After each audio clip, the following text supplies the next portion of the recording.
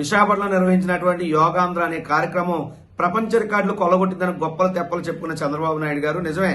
అది కొల్లగొట్టినటువంటి రికార్డులు యోగా ఆసనాల్లో కాదు, కానీ మీ అవినీతి విన్యాసాల్లో ప్రపంచ రికార్డులనే బద్దలు కొట్టింది యోగాంధ్ర డే కార్యక్రమం.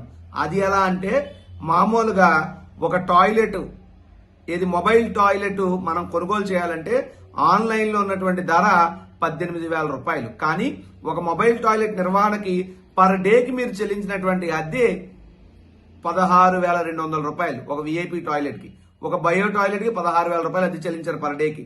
ఒక నార్మల్ టాయిలెట్ కి 11,957 రూపాయలు.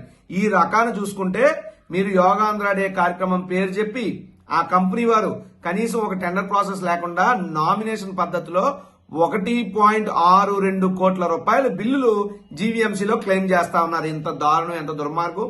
మరి అదే సంవత్సరంలో ప్రధానమంత్రి గారు వచ్చినటువంటి కర్నూలుకు సంబంధించినటువంటి కార్యక్రమంలో ఒక టాయిలెట్ అది 4,500, మరో టాయిలెట్ అది 6,900, వెరసి 41 లక్షల రూపాయలు. అంటే ఇక్కడ ఒక 41 లక్ష, ఆ విశాఖపట్నంలోనేమో ఒక 1.6 కోట్లు, వెరసి టాయిలెట్లలో మీరు నొక్కేసినటువంటి సొమ్ము 2 కోట్ల రూపాయలు.